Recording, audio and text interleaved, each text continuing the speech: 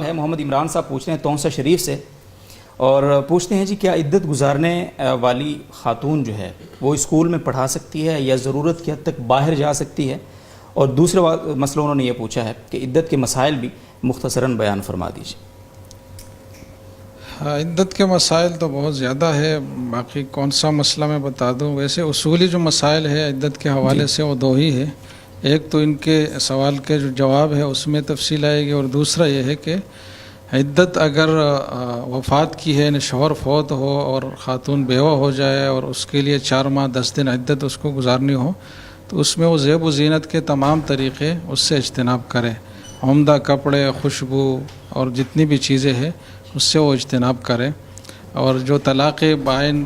3 طلاقیں ہیں جس سے نکاح بالکل ہی ختم ہو جاتا ہے اور کوئی صورت نہیں رہتی واپس آنے کی بغیر حلالہ کے، تو اس میں بھی یہی حکم ہے کہ زیب و زینت اختیار نہ کی جائے۔ تو ایک تو یہی حکم ہے۔ دوسرا انہوں نے جو پوچھا ہے کہ اسکول پڑھانا یا اس طرح کی کوئی اور ملازمت بھی ہو سکتی ہے اس کے علاوہ، اس کے لیے وہ جا سکتی یا نہیں جا سکتی، تو اس میں بھی یہی فرق ہے کہ اگر وفات کی عدت ہو کہ شوہر فوت ہے اور خاتون بیوہ ہے اور عدت الوفات وہ گزار رہی ہے، تو اس میں چونکہ شرعی ضابطے کی روح سے، اصول کی روح سے خاتون کا نفقہ شوہر کے اوپر تو لازم نہیں رہا، اور شوہر کے ترکہ میں بھی اس کا دیا جانا کوئی لازم نہیں ہے، بلکہ اس کا جو ترکہ ہے وہ میراث کے طور پر تقسیم ہوگا باقی ورثہ میں۔ تو اس خاتون کو اگر حصہ کوئی نہیں دیتا، جیسے کہ آج کل خواتین کو حصہ کوئی نہیں دیتا ترکہ میں سے، یا وہ حصہ اتنا ہو کہ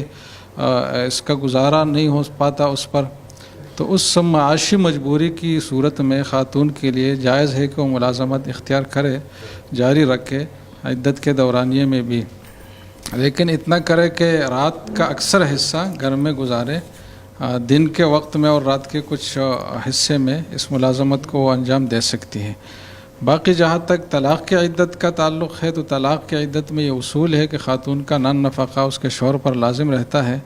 تو اس کے ضابطے کی روح سے کوئی مجبوری نہیں ہے کہ وہ اپنا نان نفقہ کمائے، لیکن اگر شوہر نہیں دیتا مثلا اور خاتون کے پاس کوئی اور ذریعہ معاش نہیں ہے